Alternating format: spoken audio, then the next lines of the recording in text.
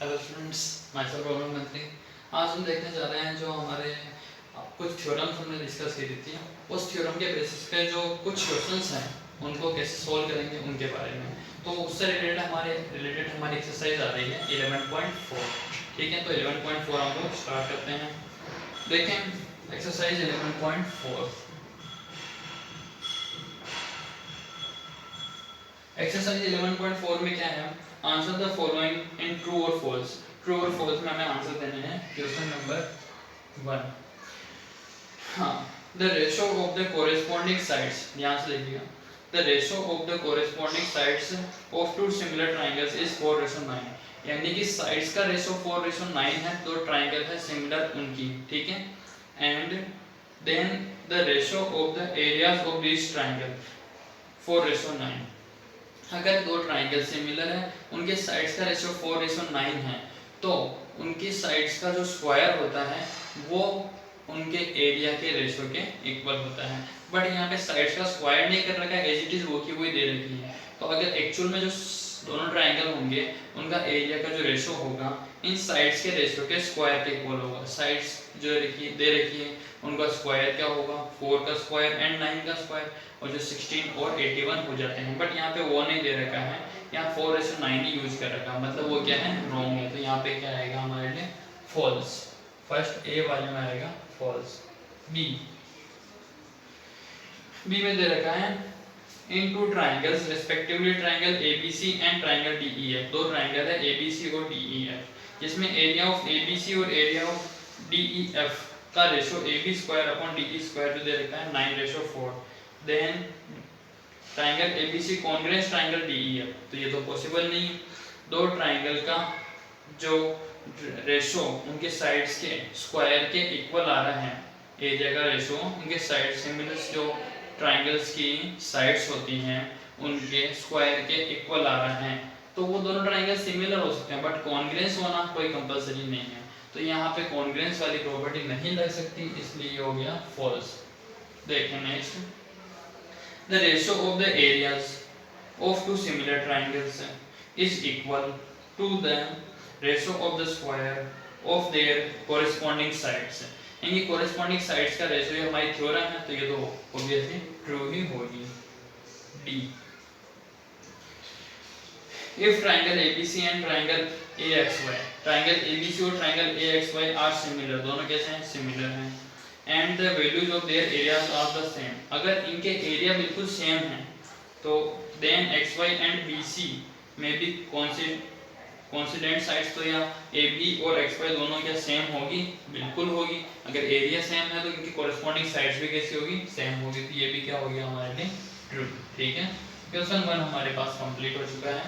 Question number 2 देखें, if triangle ABC and triangle DEF क्या है, सिमिलर, तो लिख देते हैं triangle ABC similar to triangle DEF, ठीक है, and their areas are respectively 64 and 121 square metre. यानी कि इनके जो एरिया दे रखे हैं उनकी वैल्यू दे रखी है और एक साइड्स दे रखी है। तो देखें, अपन को पता है दो ट्राइंगल अगर सिमिलर हो तो उनका एरिया का रेशो, यानी कि area bye theorem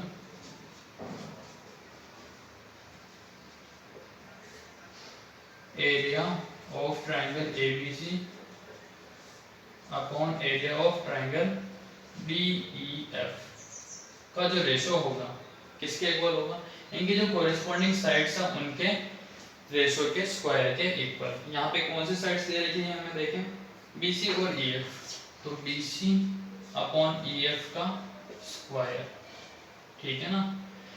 area of ABC इन्होंने कितना दे रखा है हमें, एरिया ऑफ ABC दे रखा है 64 और 121, तो ये तो हो गया 64, ये 121 equal to BC upon EF का स्क्वायर। क्या करते हैं, दोनों तरफ स्क्वायर रूट ले लेते हैं। तो 64 किसका स्क्वायर होता है, पहले स्क्वायर बनाए 8 का, ये 121 11 का, यहाँ पे BC स्क्वायर और EF स्क्वायर, दोनों तरफ क्या करते हैं, स्क्वायर रूट लेते हैं, तो सारे स्क्वायर कट हो जाएंगे। 8 अपॉन 11 और ये BC अपॉन EF की वैल्यू हमें पता है, दे रखिए क्वेश्चन में, जो है 15.4, क्रॉस मल्टीप्लाई कराते हैं 8 into 15.4 upon 11 equal to BC। ठीक है, इसके बाद क्या करना है, हमें BC की वैल्यू फाइंड करनी है। तो फिर BC की वैल्यू सॉल्व करके निकालेंगे तो हमारे पास 11.2 सेंटीमीटर BC की वैल्यू आ जाएगी। ठीक है, तो इस तरीके से हमारा ये क्वेश्चन कंप्लीट है। इसके बाद आते हैं अपने पास क्वेश्चन नंबर 3। देखें क्वेश्चन नंबर 3 में देखें, two triangles ABC and DBC are formed on the same base BC।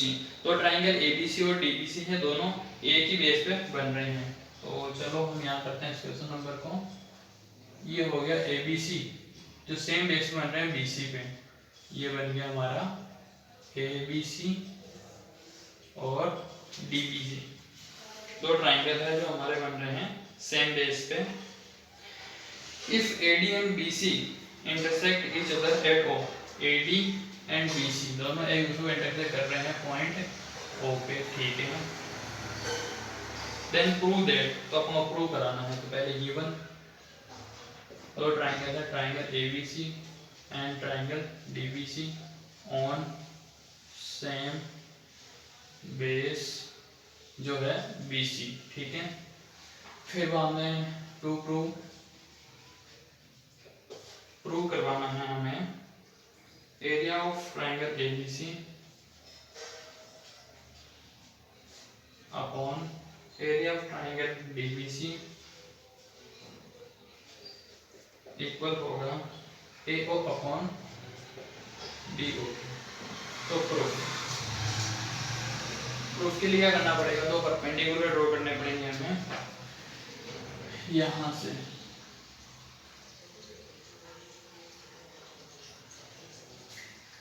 AE और DM draw AE perpendicular BC and DF perpendicular BC। ठीक है, तो परपेंडिकुलर हमने क्या कर लिए, ड्रॉ कर लिए। अब अपन क्या करते हैं, लेकर के चलते हैं ये ट्राइंगल और ये triangle, area of sorry area में यहाँ पे लेके चलते हैं हम लोग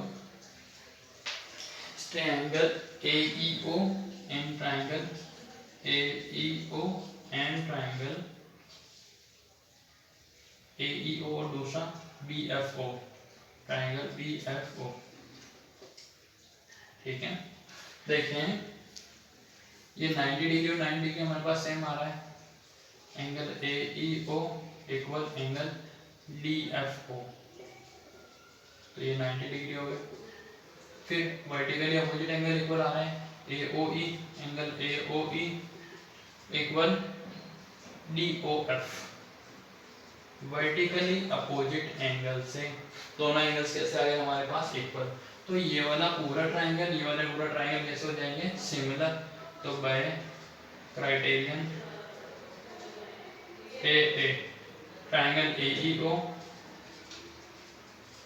सिमिलर ट्राइंगल BFO, यहाँ पे BFO नहीं होगा हमारे पास, DFO होगा, थोड़ा ध्यान रखें DFO।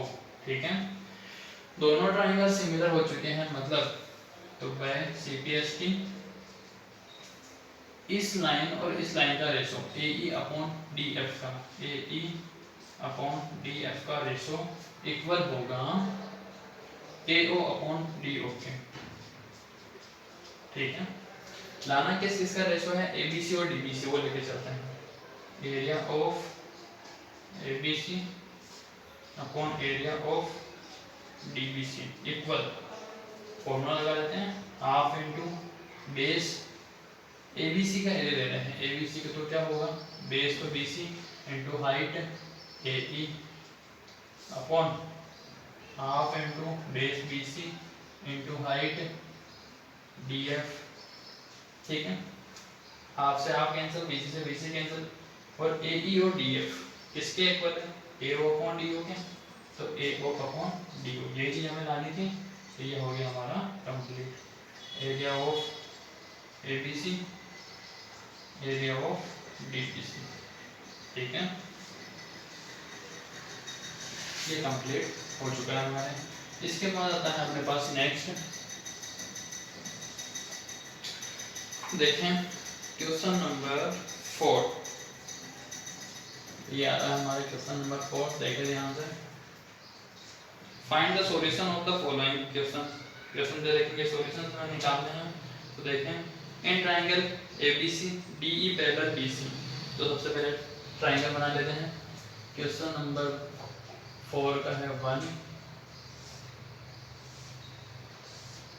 ए बी सी और ये डी ई। हाँ, क्या क्या दे रखा है इन्होंने, गिवन ट्रायंगल एबीसी जिसमें डीई पैरेलल है बीसी के। फिर दे रखा है AD perpendicular, AD parallel, AD और डीबी का ratio, AD ratio DB equal है 2:3। Then find the ratio of the areas of triangle ADE and ABC। ADE और ABC का रेशो निकालना है। तो find triangle area of ADE upon area of ABC। ठीक है, ये चीज हमें फाइंड करनी है। AD तो हमें पता है 2 रेशो हो रही है, तो सब सोल्व करना स्टार्ट करते हैं। सोल्व, देखें लेट AD जो हो गया हमारे पास 2x, DD कितनी मान ली अपन ने 3x, क्योंकि जिसका जितना रेशो उसको उतनी मान सकते हैं। तो AD कितनी हो जाएगी 2 + 3 यानी कि 5x। ठीक है, आपको थ्योरम तो पता है, by theorem area of AD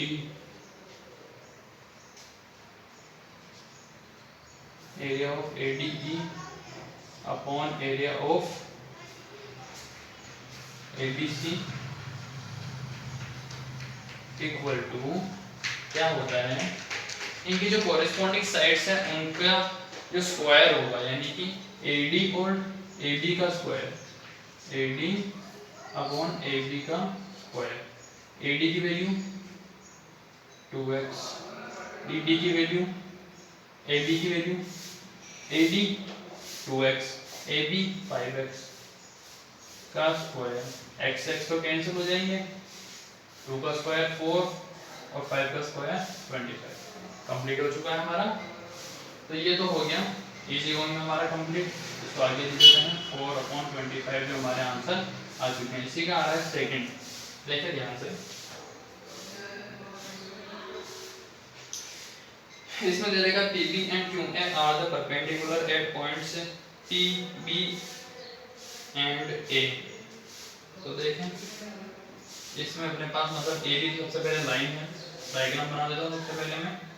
AB और यहाँ से Q पॉइंट जा रहा है, जो इसके ऊपर जा रहा है O और ये Q और ये P। देखें PB वो हो गया PB एंड QA, ये बन गया QA are the perpendicular, perpendicular हो जाते हैं यहाँ पे। चलो ठीक है, फिर perpendicular at point B and A line segment AB if P and Q lies on opposite sides। P और Q क्या कर रहे हैं, opposite sides पे हैं। and on joining P and Q intersect AB at O, दोनों एक दूसरे को AB पे intersect करते हैं। और PO दे रखा है हमें 5, ये है 5 और QO दे रखा है हमें 7। Area of triangle POB, POB का एरिया तो यहाँ गिवन में लिखते हैं सब चीजें। एरिया ऑफ ट्रायंगल POB का एरिया कितना है हमारे पास 150 और QO दे रखा है हमारे पास 7 और PO दे रखा है हमारे पास 5। फाइंड करना है एरिया ऑफ QOA। QOA तो दोनों ट्रायंगल पहले सिमिलर बताने होंगे। तो in triangle QOA and triangle POB, ठीक है, क्या क्या आ रहे हैं एक तो 90 डिग्री एंगल इक्वल है, A equal angle B 90 degree. Angle Q O A equal B O B T O B, ये वर्टिकली अपोजिट एंगल्स है। दोनों एंगल्स कैसे हो गए हमारे पास इक्वल, ठीक है ना। इसके बाद आपको क्या करना है, दोनों ट्रायंगल में कौन सी प्रॉपर्टी लग रही है, ए क्राइटेरियन, तो बाय क्राइटेरियन ए, ठीक है ना। दोनों में क्राइटेरियन ए लग गया, उसकी वजह से क्या हो जाएंगे दोनों triangle similar. Triangle Q O A similar triangle P O B. अगर दोनों ट्रायंगल सिमिलर हो चुके हैं, इसका मतलब हमारे पास क्या है कि भाई दोनों जो सिमिलर ट्रायंगल्स होते हैं उनकी एरिया का रेशो, उनकी जो कोरिस्पोंडिंग साइड्स होती हैं उनके स्क्वायर के रेशो के इक्वल होता है। तो देखो by theorem area of triangle Q O A upon area of triangle P O B का जो रेशो होगा वो किसके इक्वल होगा, Q O upon P O के स्क्वायर के। क्यू ओ का दे रखा आपको 7 का स्क्वायर और ये हो गए 5 का स्क्वायर, ठीक है। क्यू ओ ए देखिए कितना दे रखा है पता नहीं है, तो area of Q O A upon T O B का रेशो दे रखा है 150। इसको क्रॉस मल्टीप्लाई करा के सोल्व करते हैं तो क्या बन रहा है देखें, 150 ऊपर से लेंगे, area of Q O A equal 150 into 7 का स्क्वायर 49 अपॉन 5 का स्क्वायर 25। कट करेंगे इसको, तो यहाँ पे कट करके आप लोग सोल्व करेंगे तो हमारे पास एरिया ऑफ क्यू ए का आंसर आ जाएंगे, ठीक है। तो ये तो हुए हमारे क्वेश्चन नंबर 4 के सेकंड तक। क्वेश्चन नंबर 4 के थर्ड से हम नेक्स्ट क्लास में करेंगे। यहाँ तक अच्छी तरीके से कंप्लीट करें, जो भी प्रॉब्लम हो वापस से आप एक बार पूछ लें। आज की क्लास हमारी यहीं और होती है।